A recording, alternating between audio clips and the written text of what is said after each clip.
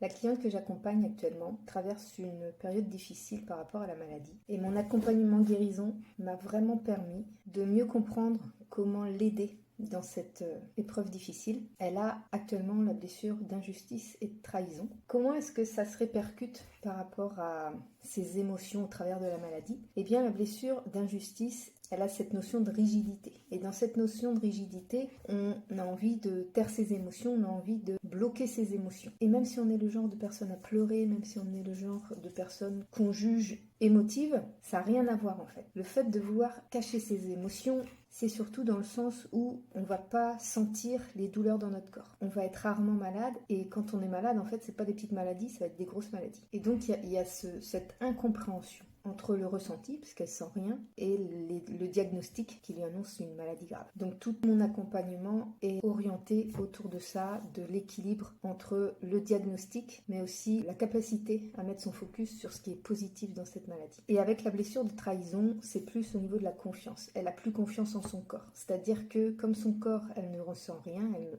ne ressent pas de douleur particulière, mais que le diagnostic grave tombe, elle a la blessure de trahison qui est réveillée, puisqu'il y a une différence entre ce qu'elle ne ressent pas et le diagnostic. Donc il y a une espèce de perte de confiance par rapport à elle et à son corps. Donc il y a aussi un travail à faire là-dessus. Donc ma volonté de faire l'accompagnement guérison, c'est vraiment pour aider justement à comprendre ces mécanismes intérieurs, pour comprendre qu'en fait notre ego, il joue un rôle incroyablement puissant sur notre état émotionnel, et que en travaillant sur cet état émotionnel, en travaillant avec notre ego, en le comprenant, en reprogrammant notre subconscient par rapport à lui, eh bien on peut soigner la blessure et traverser de façon beaucoup plus sereine ce genre d'épreuve. Bisous!